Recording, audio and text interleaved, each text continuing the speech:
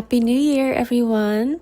2025 has gone as quickly as it came, but it's left me with so many memories, lessons, and art discoveries that I'll cherish forever. 2025 has given, taken away, and prepped so much for me that moving into 2026, I feel like I'm ready to continue this journey with sincerity. I knew that I wanted to make a recap video so that I can look back 5 years from now and comment on what I was doing in 2025. So I broke this video into 3 different parts.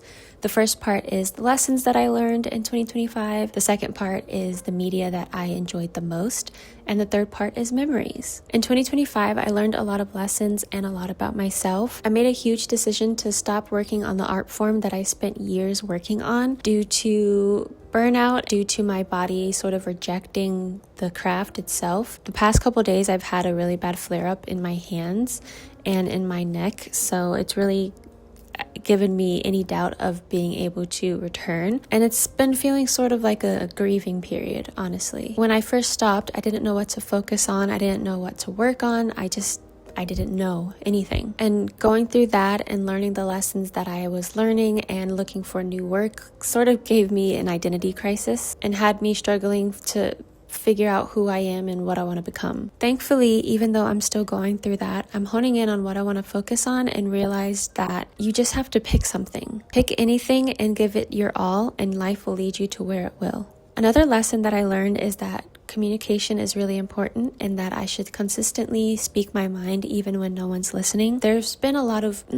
incidents in my life where I'll be talking or just mentioning something and no one really cares or listens, especially in my family. And I feel like it's not intentional in any sort of way because that's just how they are and other people in my life. And I was learning recently, I was like, no one ever really listens to each other, but that doesn't mean I shouldn't speak, you know? Like, even though people will cut you off or not pay attention to what you're saying, I think that you still deserve to speak. I still deserve to speak. Or whenever I stutter, I should continue to speak. Don't let that small barrier enable me or push me back into how I used to be, which was not speaking at all and not using my voice. And I just learned this year that that's very important. And you never know who will take meaning from your words and how that will inspire them to lead their lives, you know? And one way I'm working on this is sharing on this channel, sharing on Instagram, and not caring what other people think. Like, they're my accounts. I can do what I want. It doesn't matter. I shouldn't post something and delete it right after. Like, it's fine. Just keep speaking your mind, keep sharing your interests, and you never know where that will lead you, you know? That's how you make friends. That's how you connect with other people. That's how you build community, is using your voice. And another way I'm learning to use it more is talking to strangers randomly about anything and everything. And when that sparks a long conversation and builds a connection, it means the world to me. I've learned that it's okay to scale back, especially when it's becoming detrimental to your health. And this kind of goes back into the first lesson that I learned, where I had to stop working on my art because I was just overloading myself to feed the algorithm and make sure that I show people that I can make so many beautiful things all at once, when in reality, because I was doing that, I'm dealing with the consequences in my body. But it's okay to take things slow. It's okay to slowly make your art, especially like art is a slow craft. All art is, in my opinion. And you shouldn't rush it for an imaginative algorithm that doesn't even have an actual existence. You should take your time. You can show the process with everyone. And I feel like when you slow down and take your time, when the art piece is finally complete, you'll cherish it even more. Like, oh, wow, I took so long to make this and I'm never letting it go now. I've learned that I've grown to be addicted to planning, and it's become a bit of a bad habit because it inhibits me from being in the moment and actually enjoying what I'm doing, instead of thinking of what else I have to do and becoming overstimulated. For example, if I plan, I started doing this time block thing where I planned every hour of the day, and at 7 a.m. it's my morning routine, and at 8 a.m. I have to be working out. But if my morning routine takes longer, say I finish my morning routine at 8:15, then I'm freaking out because I actually didn't get to start my workout at 8 a.m. and that's going to mess up the whole day. And then I'm not living in the moment. I'm thinking of my schedule. And what I should be thinking about is making sure that I'm doing the workout correctly and consistently so that I don't injure myself, So I'm learning to still plan, but be okay with things not going as planned. And in that way, I can focus more on the present and not the future. In 2025, I've read more books, watched more films, and listened to way more music than I've ever have in my life.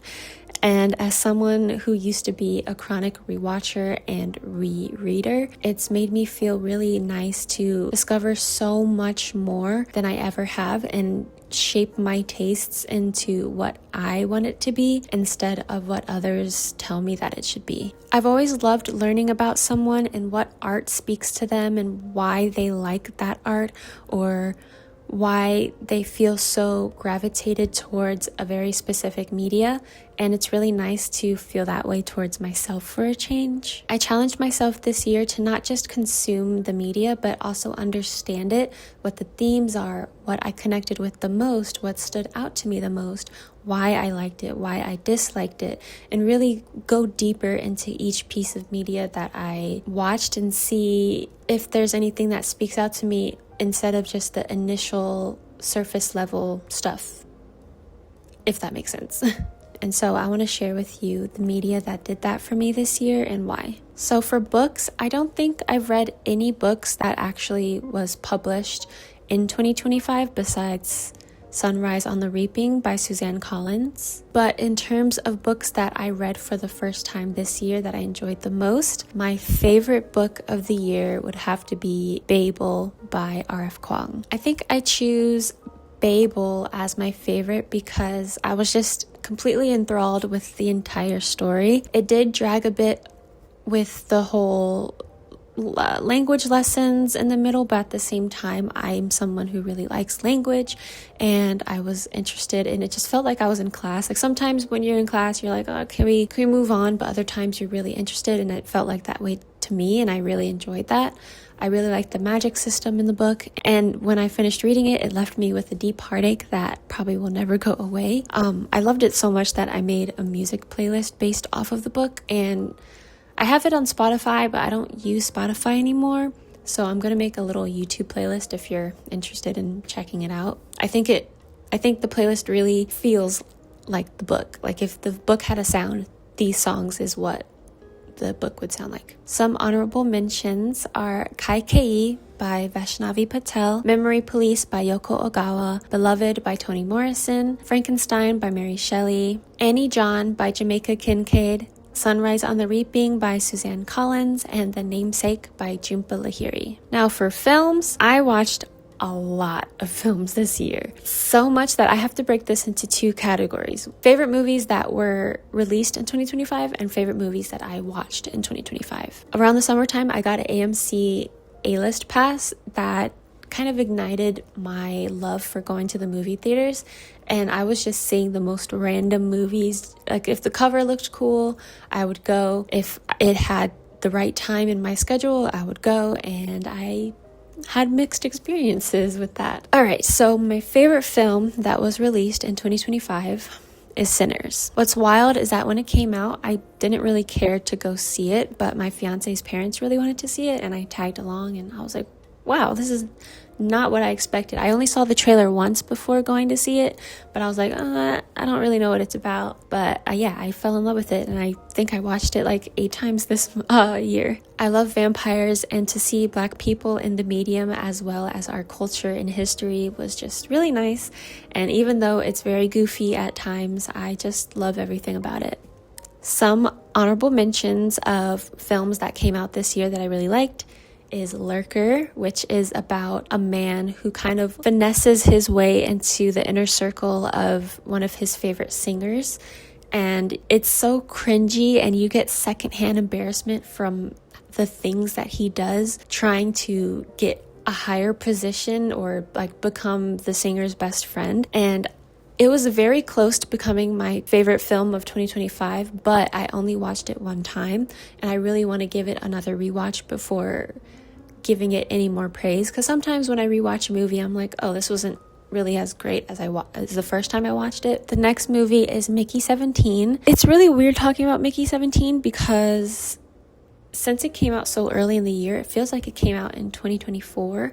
But it was a really funny movie, very cool. I loved seeing Robert Pattinson. He's been my favorite since I was like 11 years old.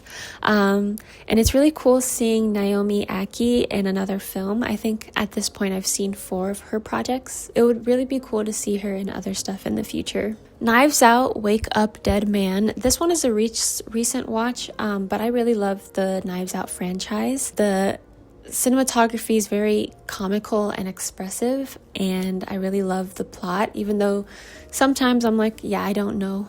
I'm not good with mysteries, but it's still really fun to check it out and try and use my brain to figure everything out. This one in particular I loved a lot because it brought commentary on the different types of religious teachers and priests and how they can differ based on the person and how they can influence their followers into doing anything that they want them to do. And it also questions how far you would go for something or someone that you believe in, and what you will do and how you will act when that belief gets challenged. I loved Frankenstein. I loved Weapons. Weapons was really fun and to watch. I was terrified to go see it, but it ended up being really funny and just a few jump scares. Caught Stealing was really good, and Sorry Baby was really great as well. I haven't seen One Battle After Another, Gonia, or Wicked, the second Wicked, and I'm sure those are great films. I heard One Battle After Another was probably like the best film of this year, but I haven't checked it out just yet. Now for films I discovered in 2025, I do not have a favorite because there were so many really good ones that I'm just going to mention them. I'm not going to really go into detail about them either because there's a lot on this list. So for the films that I discovered in 2025, there's Mysterious Skin, Fantastic Planet, Judas and the Black Messiah, Gossip, Phantom Thread, Tom Popo, Humanist Vampire Seeking Consenting Suicidal Person, Pan's Labyrinth, Gone Girl, Linda Linda Linda, The Social Network, Do the Right Thing, Spencer, Burning, All About My Mother, Pearl, The Handmaiden, Godzilla -1, The Holdovers, Minari, and Old Boy. Can you see why I can't choose one? For music, I have the same format as the films. There's albums that I loved that came out in 2025, and then albums that I discovered in 2025. For releases this year, I can't choose one. I have to choose 2. The first release I choose is because it's the one that I've listened to the most, and that is Lifetime by Erica DeCassier. Since clicking play on that album, I was obsessed. It's right up my alley. I love every single song on that album, every single song, and seeing it in concert was such a dream, and I just love that album. It's just great. And then the second album that I really loved is Ego Death at a Bachelorette Party by Hayley Williams. For some reason, no matter if it's Hayley Williams or Paramore, they release an album, I'll listen to the song twice and I'll automatically just know all of the lyrics. Like my body's like, yes, it's Paramore. I'm going to memorize everything about this song instantly so you can sing it all the time. Hopefully I can find cheap resale tickets for Hayley's concert in March because I have to see her at least once in my life. Some honorable mentions for releases that came out in 2025 are Choke Enough by Oklu, The Crux or The Crew by Joe, Racing Mount Pleasant self-titled, Getting Killed by Geese, A Matter of Time by Loewe, Forever How Long by Black Country New Road, After EP by After, From the Private Collection by Saba, Luminescent Creatures by Ichigo Aoba, Eusexua by FKA Twigs, Balloonerism by Mac Miller, and The Sinner Score. My favorite album that I discovered this year is gonna have to be Any Other City by Life Without Buildings. Knew one of the songs for a while because one of them got really popular on TikTok, and then recently when I was listening to the song again, or not recently, but in 2025, I was listening to the song again and decided to check the whole album out, and I was like, this album's amazing. It is their only album to date, and it came out in the year 2000, and the band broke up right after, and that's just the little mark that they left on the world, and I cherish it with my heart so much. Some honorable mentions for albums that I discovered this year is Flow, River of My Soul by Single Gun Theory, Crush by Floating Points, Pressure by Julia Wolf, the Pride and Prejudice score, The Last Black Man in San Francisco score, Haunted Disc by DJ Susie, Songs Before Bed by Pudding Club, Sunkissed by guitar Michael Luckner, Khartoum by Plus Tech Squeezebox, Jet CD by Puff Yami Yumi, Space Heavy by King Cruel, Treasure and Heaven or Las Vegas by Cocteau Twins, and Looking for a Band by User Band. For the last chapter of my 2025 recap, I want to go through just a little bit of some of my favorite memories. I went to Los Angeles for the first time this year. I've been going when I was young because I have family there, but the last time I went, I was probably like 4, 5, or 6, and I have very small, hazy memories of that trip. So this trip to Los Angeles was technically my first. It was beautiful. I think Los Angeles has really beautiful nature. I think that I would definitely love to go back just to explore more of the nature since I didn't really get a chance to. I got to see the Hollywood sign in person, which was really cool. I love how hilly Los Angeles is. It's really nice. And I got to go to Amoeba Music, which I've always wanted to do. And yeah, it was a nice little bucket list cross off. I actually wanted to move to Los Angeles after high school to become a dancer, but it was a bit too expensive, so I never did. But it's interesting to look back at how different my life would have been if I made a single choice like that, you know? I played a lot of tennis in 2025. It was my first time playing tennis, and I loved it. I still love it. I'm going to play so much more in 2026 and get better at it. That and archery. I cannot wait to start archery. I did jury duty for the first time in 2025, which was interesting.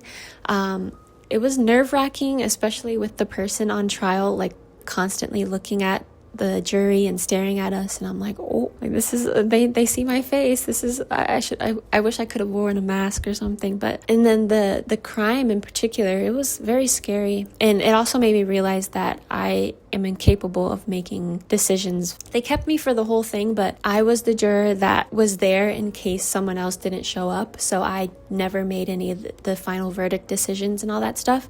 I was just there to witness it, which I think was a good idea because I would have dragged out this trial forever because I'm like, I don't know if he did it. I wasn't there, okay? I got to see a lot of my friends this year, and it's been helping me with my social anxiety and with my communication that I talked about earlier. I stumble on my words sometimes, but I'm keeping it pushing. It happens. It's human. At least I'm trying, and it's the effort that counts at the end of the day. And who knew that the more you try, the better you get? Who knew? To wrap up this little 2025 recap, I just want to say Happy New Year to you all, and I hope that 2026 treats you well. I hope that you stay happy and healthy and get everything that you've ever desired. Happy New Year.